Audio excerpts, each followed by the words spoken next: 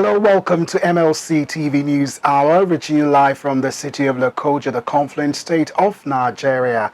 I am Morno Balagobo. First, let's take a look at the headlines. President Muhammadu Buhari departs Abuja for Dakar for Africa Summit. Governor Yahaya Bello flags off rehabilitation of LOKOJA-SHINTAKU-DEKINA-ANYIGBA Road. British Prime Minister Boris Johnson caved to mounting pressure, agreed to step down. And in sports, OSHOALA, 3 Falcons stars listed for CAF award. And now the news in detail. The President, Muhammadu Buhari, on Wednesday departed Abuja for Dakar, the Senegalese capital, to participate in the International Development Association for Africa Summit. At the summit, Buhari is expected to join other African leaders in an open dialogue on development challenges and priorities, as well as transformational initiatives that will lead to an outcome document, the Dakar Declaration. The president embarked on the trip barely 24 hours after a convoy of cars conveying his advanced team of security guards, protocol and media officers ahead of his trip to Daura for Salah came under terrorist attack. Also on Tuesday, the correctional center in Kuje, Abuja was attacked by bandits, leading to escape of inmates from the facility. 64 suspected members of the Boko Haram terrorists were among those who escaped from the correctional center as a result of the attack. Shortly after news of the incidents broke, Senior Special Assistant to the President on Media and Publicity Garba Shehu announced that Buhari will be traveling to Dakar. The federal government has been commended for approving the rehabilitation of LOKOJA-SHINTAKU-DEKINA-ANYIGBA Road. Governor Yahaya Bello gave the commendation while flagging off the road project at LGEA Primary School, Olofu-Ayingba in Dekina local government area. The governor said the gesture by the federal government will open up the areas for more economic activities and appealed for the extension of the project to the flyover project in LOKOJA. I thank all the people of Dekina and Bassa for giving us this opportunity to serve you in these many positive ways. I thank His Royal Majesty for creating that enabling environment for this work that is going to be commenced, and by the special grace of God, within 24 months, it shall be completed. Amen. That is the guarantee that was given to me by Chief Mwokolo. Am I right? And you even told me that he can finish it within 18 months. Let me make a special appeal. Having appreciating Mr. President, the FALCONS, and the Ministry of Works, that after constructing this road, I trust the competence and the quality of job being executed in the past and that will be executed this particular and in the future by Tech Engineering Limited. The governor expressed appreciation to President Muhammadu Buhari for approving the project and members of the National Assembly from the state for their input. The Minister of Works and Housing, Babatunde Fashola, announced instant approval for the rehabilitation of Ganaja Flyover Road in LOKOJA and assured of the completion of the project according to specification. The minister, who was represented by the Director Highway North Central, Rugba Emonoge, also urged the contracting firm Tech Engineering Limited to ensure quality work. I also want to add that we expect nothing but the best in terms of quality of works from the contractor and timely delivery of this project for the host communities to enjoy the dividends of democracy. I also want to appeal to the host communities represented here today by their traditional rulers to accord the contractor the maximum cooperation so that this project can be delivered on schedule. The Atai Gala, His Majesty Matthew Alaji Opalua, thanked the governor for executing people-oriented projects in Igala land. Excellency and your team, all the land to appreciate. You've done a lot to produce. I pray that You continue to do your Thank you, and God bless you. Your ancestor bless you. Earlier, Managing Director of Tech Engineering, Jen, said the company has been executing quality projects in Nigeria and Kogi State in particular, and assured that the project will be executed according to specification. Tech Engineering Limited is a Chinese international company under the China Railway Engineering Group Corporation, known as CREC. It's one of the world's largest construction and engineering contractor with over 20 years of history in Nigeria, with the financial, technology, and the equipment capacity to carry out the project from start to completion at its required quality within the specified duration. As we assure our clients, the Federal Ministry of Works and Housing, with the people of Kogi State, that the project will receive great attention from the company to meet up and exceed the required quality, also making sure we complete during the specified period of the project duration. Jen praised Governor Yahaya Bello, the Atai Gala, His Royal Majesty Matthew Alaji Opalua Oguche, the representative of the Minister of Works, and other dignitaries for attending the flag-off.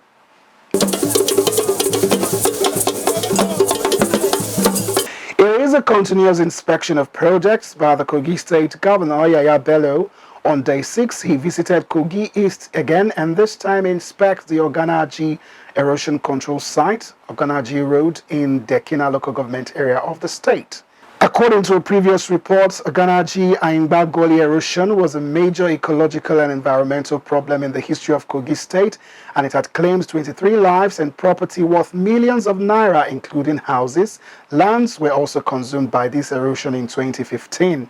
When the Nigerian Erosion and Watershed Management Project New Map was launched by the federal government in 2013, Kogi State New Map was launched in the state 2015 to take care of land degradation and erosion affected areas. Until Governor Yahaya Bello assumed office in 2016, nothing was done under the new map of the World Bank Intervention Program. Governor Bello assured the people of always giving them the attention they deserve till the end of his tenure. Thank all of you, and please continue to live in peace and harmony. Report all criminals that are living amongst you to the chairman. Criminals will run away. We, the law-abiding citizens, will not run away from criminals. If chairman catch them, he will deal with them decisively. Following the instant payment of the state counterpart funding by the state governor Yahaya Bello, the state gully erosion sites are all covered and made ready for use. The state coordinator of New Map, Ladi Jato, commended Governor Bello for his proactiveness.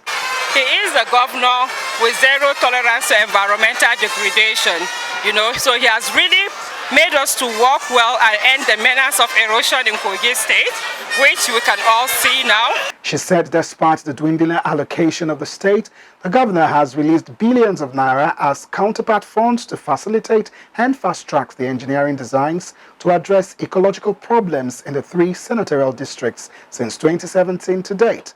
Amongst the beneficiary committees are Agasa Ozuri, Oganaji Adumu, and others.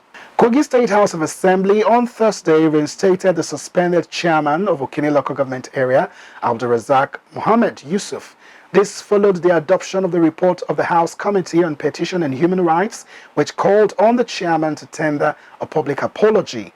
The chairman was suspended in November last year on allegations of using his position to carry out undue arrest, intimidate, and torture anyone against his Oziogo clan and faith. But 8 months later, the House, after adoption of the report of the House Joint Committee on Petition and Human Rights, as well as that of local government, which called on the chairman to tender a public apology, lifted the suspension. The Speaker, Prince Matthew Kolawole, after putting the lifting of the suspensions to votes, passed the resolution and advised Abdulrazak to maintain law and order and ensure peace in the Okene local government area. Prince Kolawole charged him to be loyal and carry everyone along in the scheme of things. In a reaction, the reinstated chairman Abdulrazak Mohammed Yusuf thanked God for vindicating him and promised to continue to be loyal to constituted authority as well as the APC-led government in the state. He urged everyone to join hands with him to ensure peace in the area. The domestic runway of the Muritala Mohammed Airport, Lagos, will be closed for 3 months to enable some repairs and restoration of airfield lighting to be done. The development means that international and local airlines will use the international runway 18R36L for landing and takeoff during the 3-month period. The Federal Airports Authority of Nigeria confirmed the runway closure in a statement issued by the Acting General Manager, Corporate Affairs FAN. Faithful A. Hope Ivabeze, according to the statement, FAN has concluded arrangements to complete the installation of Cat 3 airfield ground lightning system on runway 18L36R. The project, which will commence effectively on Friday, July 8, 2022, is expected to last for 90 days. FAN had reportedly held a meeting with airline operators on Tuesday where the time frame and modalities were communicated. However, airlines operators and industry observers have said there may be slight delays to flights during this period. We're now going on a short break. We'll be right back. Please do stay with us.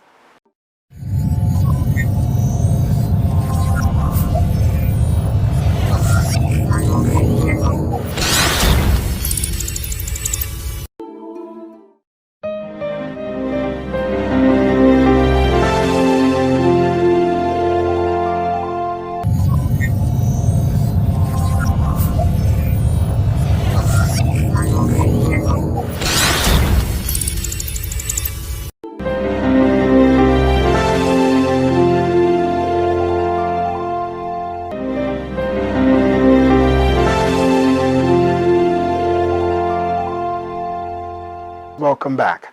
And now to news on the foreign scene. British Prime Minister Boris Johnson has caved to mounting pressure and agreed to step down, the Manchester Evening News has reported. There has been no official confirmation from 10 Downing Street. By Thursday morning, about 50 ministers have resigned from the government as Johnson also faced unstoppable revolt by his own lawmakers and signs of paralysis in his government. Britain's Minister for Northern Ireland, Brandon Lewis, was among the 4 ministers who announced their resignation on Thursday. He said he no longer believed the values of honesty, integrity and mutual respect were being upheld by Prime Minister Boris Johnson's government. Helen Whately, a junior Treasury minister, also quit on Thursday, along with Security Minister Damien Hincks. Guy Opperman, a British junior minister who oversees pensions, and British junior culture minister Chris Philip also resigned on Thursday, saying the unwillingness of Prime Minister to quit over a series of scandals that have dogged his administration had left them no choice. The East African country of Uganda has finally decided to adopt Kiswahili as its official language many years after having English as its lingua franca since 1962. Although Kiswahili has been the lingua franca of many East African countries such as Kenya, Rwanda, Burundi, South Sudan, Democratic Republic of Congo and Tanzania that joined in 2017, Uganda, in a recent development, has officially made a move to join them. This decision was an offshoot of the 21st East African Community EAC Summit held in February last year. In a consensus taken at the summit, Kiswahili, French and English were to be made the lingua franca of the East African country. Aside the fact that Ugandan cabinet has been mandated that Kiswahili be made an official language, it has also made it mandatory the language to be used in primary and secondary schools all through the territory of Uganda. Kiswahili is spoken by over 200 million people all over the world. Interestingly, July 7th has been mapped out as the World Kiswahili Day by United Nations Educational, Scientific and Cultural Organization, UNESCO. And in sports,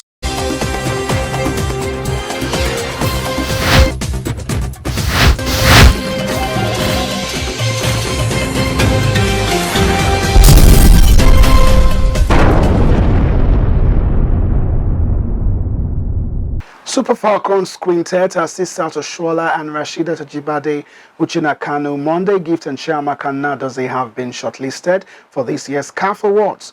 OSHOALA, Ajibade, Kanu and Nnadozie were listed for the Women's Player of the Year award, while Monday made the shortlist in two categories: the Best Young Player of the Year alongside Floris Sebastian of Edo Queens, and the Best Interclub Player on the Continent with Marian Ezenagu of Rivers Angels, also a nominee. The list for the Women's Player of the Year is made up of 30 women from 12 countries and has South Africa leading the pack with 6 players. OSHOALA won the award for a fourth time in 2019, equaling the record fellow Nigerian Perpetua Okocha. For the Women's Club of the Year award, Rivers Angels made the list of 7 nominees alongside Mamelodi Sundowns Africa. Ghana has Sakas as far as Morocco, Malawi Kings of Equatorial Guinea, Egypt's Wadi Degla and AS Mande of Mali. The 2022 CAF Awards will be held on the 21st of July in Rabat, Morocco.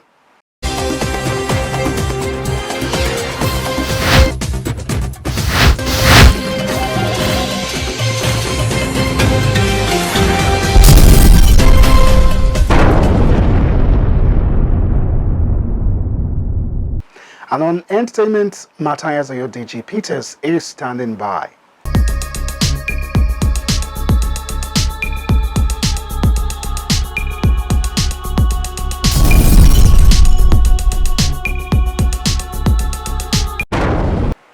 On our foreign entertainment news, American rapper Nicki Minaj's husband Kenneth Petty has been sentenced to 3 years probation and a year in home detention after failing to register as a sex offender in Los Angeles.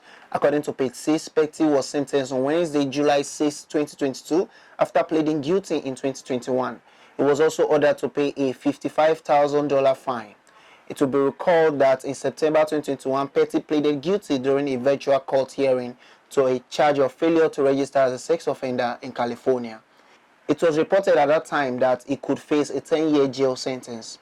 He was arrested for failing to register as a sex offender in the city. Petty moved to California from New York in July 2019, but according to law enforcement, he got pulled over in Beverly Hills in November 2019, and that is when his legal trouble started. According to the reports, he was pulled over in November and arrested for not registering as a sex offender in California. He was later released on a $20,000 bond after being charged. Petty crimes took place in New York back in 1995 when he was arrested and jailed for first-degree attempted rape. He served almost 4 years in New York State Prison for the crime and was required to register as a sex offender.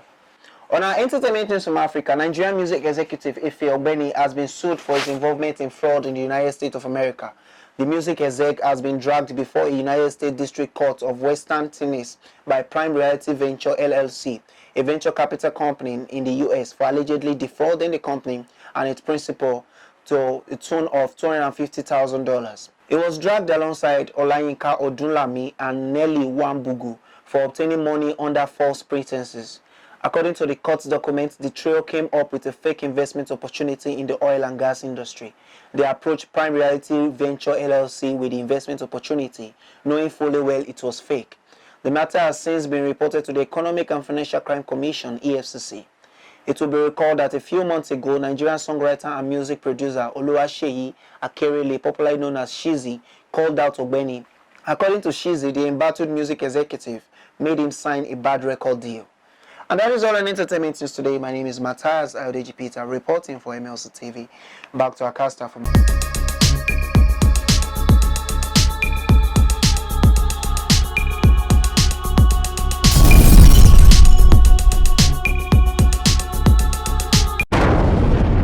Thank you, Matthias, for the update. And that is the size of our package today. Do join us tomorrow at the same hour to watch our news as we give you updates and happenings within and across the globe. Don't forget to subscribe to our YouTube channel, Malachite TV, like and follow us on our Facebook page, MLC TV, Instagram at MLC TV 2021, Twitter at MLC TV1. For your event coverage, information contribution, advert and sponsorship, please call any of our numbers displayed on your screen. Join us on Friday and Saturday to watch our special programs. Friday 9 p.m. Local Government and You. Saturday 7 p.m. Family Affairs. 9 p.m. Political Arena, and Women's World by 6 p.m. It is Malachite TV, reaching everywhere, informing everyone. I am Mono Balagugu. Please continue to be your brother's keeper to build a united and peaceful society together. Good day and thanks for watching.